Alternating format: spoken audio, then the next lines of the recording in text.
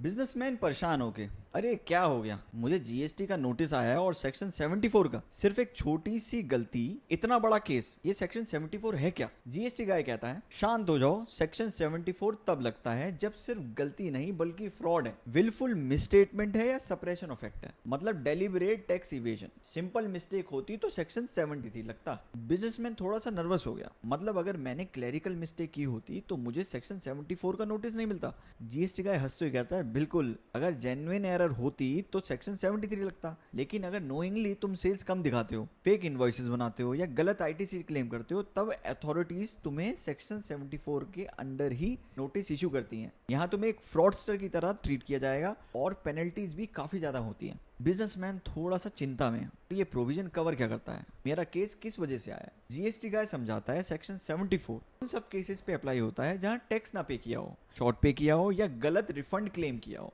या ITC wrongly availed हो। लेकिन कंडीशन ये है कि ये सब डेलिबरेट फ्रॉड के थ्रू हुआ हो। अगर सिंपल मिस्टेक होती तुम्हारा केस सेक्शन 73 में ही शिफ्ट हो जाता। बिजनेसमैन को समझ तो आ गया, पूछता है लेकिन मुझे डर ये है ऑर्डर कब तक पास हो सकता है, क्या इसकी कोई टाइम लिमिट भी है?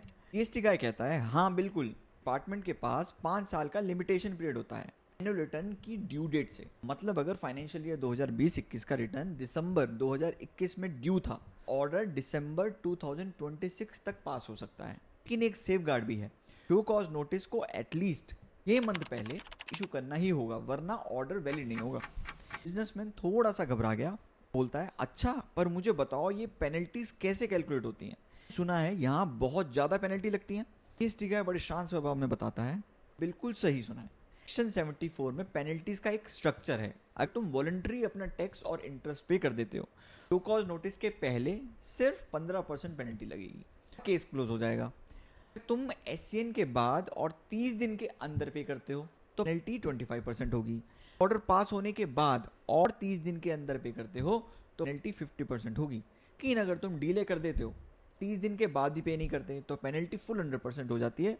रिकवरी प्रोसीडिंग सेक्शन 79 के अंडर स्टार्ट हो जाती हैं। बिजनेसमैन एग्री करते हुए बोलता है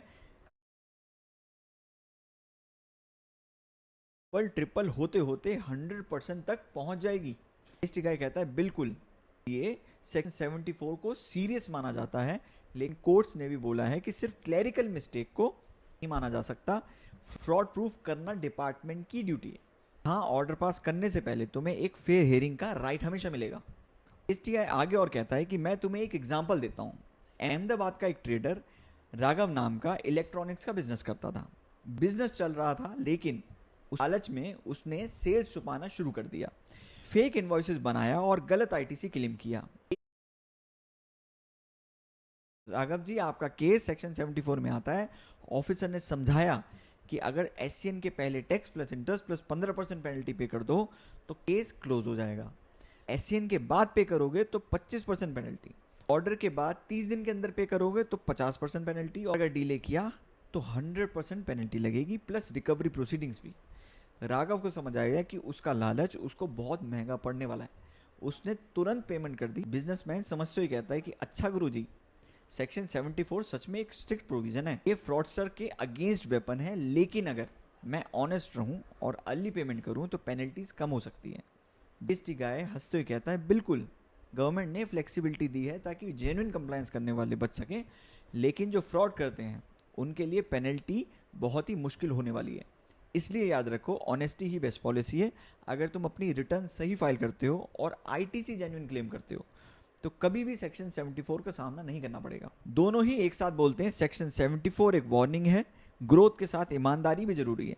जो ईमानदारी से बिजनेस करता है उन्हें डरने की कोई जरूरत नहीं, लेकिन जो फ्रॉड करते हैं उनके लिए प्रोविजन एक नाइट में बन सकता है। ऐसी और जीएसटी से रिलेटेड प्रोविजंस की जानकारी के लिए आप जीएसटी गाय को फॉलो करें और बेल आइकन को जरूर दबाएं ताकि सबसे पहले आप तक पहुंच सके जानकारी।